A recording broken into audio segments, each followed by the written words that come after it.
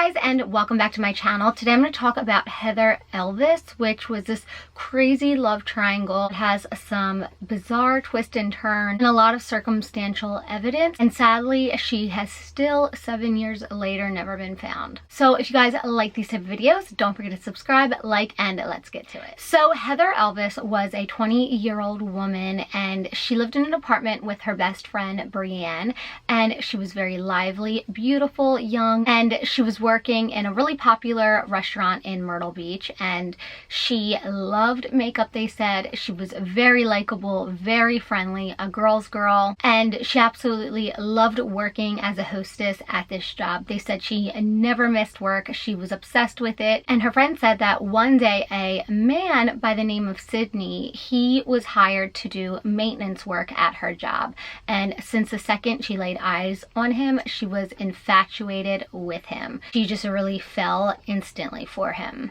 But he was almost twice her age. He was 38 years old. She told her roommate how they did everything together once they started dating and seeing each other, and she was just like head over heels for him. She told her friend that he was so passionate about her, and he made her feel like she was the only one and that she was so special and important. He really made her fall hard. She even told her friend that he just makes her feel like his one and only. Well, the problem is that he was married and she had no idea. He was married to a woman named Tammy, and what people say about Tammy is that she had a really good facade. She was really nice and pleasant and sweet on the outside, but behind closed doors she was extremely controlling, very bossy. She was definitely the alpha in the relationship. And when Tammy found out about Heather, she was not happy. Apparently, she had gotten a private investigator to follow Sydney around, and that's how she found out. And when she found out, that's when everything really took a turn for the worse. This is where she showed her true colors, and the prank calling and the text messages started. She started sending messages to leave him alone, he's married, and that she was going to beat her up, and if she didn't stop, she was going to take her last breath. Like a lot of crazy things. And then she started prank calling over and over again, repeatedly and relentlessly. And then it even got so crazy to the point she started sending Heather pictures of her and Sydney having sex. She literally said in one of the text messages, "You're gonna stop talking to my husband or else." Not or else this is going to happen or that's going to happen. It was literally just or else. To me, I feel like that's a threat for sure. Not long after, Tammy ended up making Sydney call Heather and end things and tell her that she meant nothing and that she just spread her legs and that she's not special, she's not important. Sydney, was super upset at first. She was devastated. She was, she really liked this guy. She trusted him. She really got played. And so, as time went on, she started talking to somebody else, and he was going to take her out on a first date. She was super excited. She ended up telling her roommate she's getting ready to go out on the first date. She's nervous, but she's happy, and that he's super nice and she can't wait. But they go out on this date, and the whole time things are going well, and Heather's texting her friends saying like it's all going great, he's awesome. She actually sent her last photo that was ever taken of her. She was learning how to drive stick shift, and she sent that picture to her dad and said, "Look, I'm a pro now," and she was just really happy. And so the date comes to an end around 1 a.m. and he drops her off at her apartment. And then at 1:44 a.m., Heather calls her friend crying hysterically. She said that Sydney had called her and was saying that he is going to leave his wife and that he misses her and he wants to be with her and that he wants to see her. And her best friend said, "Why don't you sleep it off the night, give it some time to think about it, and then go forward in the morning?" But sadly, she didn't take her friend's advice. Heather left in the middle of the night to go to Peachtree Boat Landing, which is a pretty secluded area, and it doesn't have a lot of visitors, especially in the middle of the night. It's really dark and it's private. Next day, the police receive a report that there's a suspicious car parked there, and so the police go to take a look at it, and it is Heather's.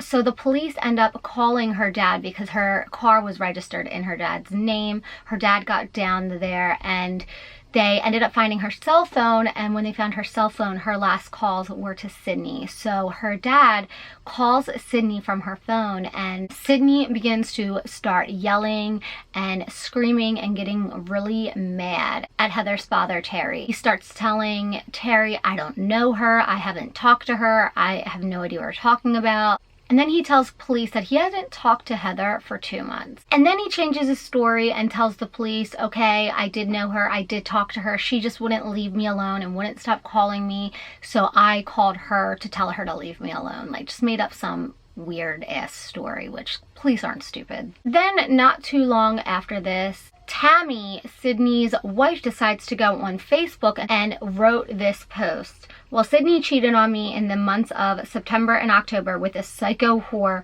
has since went missing, ... And then this is where it gets strange and dark pretty quick.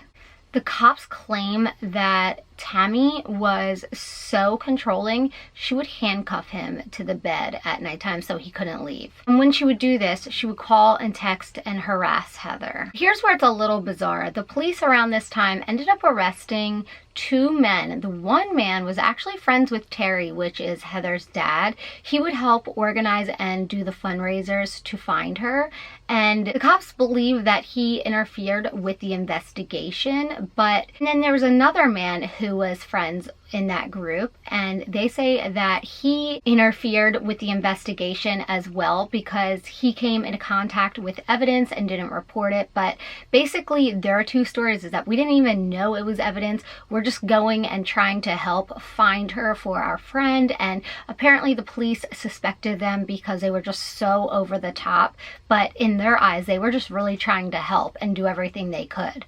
Later on, the charges ended up being dismissed, which leads us to another weird twist. Harry, Heather's dad, was in a parking lot leaving work, and these 2 men came over yelling and threatening him. They kept saying, "We already have Heather, Morgan's next," and he got scared and sped off because he was already in his car, and he sped off to a secure building, and he went in there, and when he was, he was on the phone with 911, and he waited there with the doors locked until they got there, but they never found out who it was. And like a week later, Sydney claims that 2 men had taken shots at him and his family when they were traveling, and that they had been following him, but they weren't ever able to find who did this.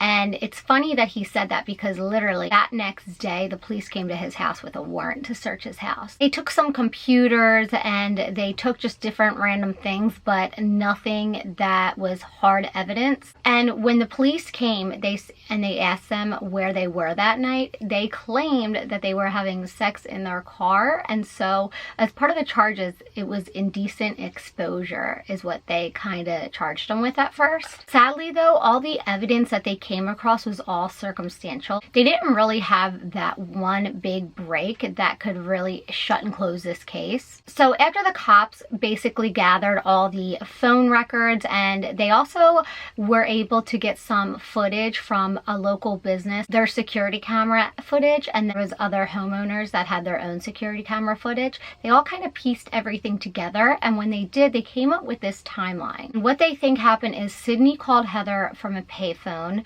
and then Heather calls her friend, and her friend says that Heather claims that Sydney, when he called her from this payphone, was wanting to get back together and wanting to meet with her, which is really funny because the night that he called wanting to meet her at, 1:44 a.m., she goes missing. After this phone call, Heather drives to Peachtree Boat Landing. Now, at the same time she's going to Peachtree Boat Landing, someone's home video surveillance picks up a dark colored truck that's in the direction of Sydney's house to Peachtree Landing. And then right after that, a business video surveillance catches the same dark colored truck getting close to Heather's location. And then shortly after, they checked the phone ping records, and it shows that Heather is at Peachtree Landing. And this is where she starts to call Sydney over and over and over again, like probably, "I'm here, where you at, waiting," you know what I mean? So that kind of makes sense. And then after she makes all these phone calls,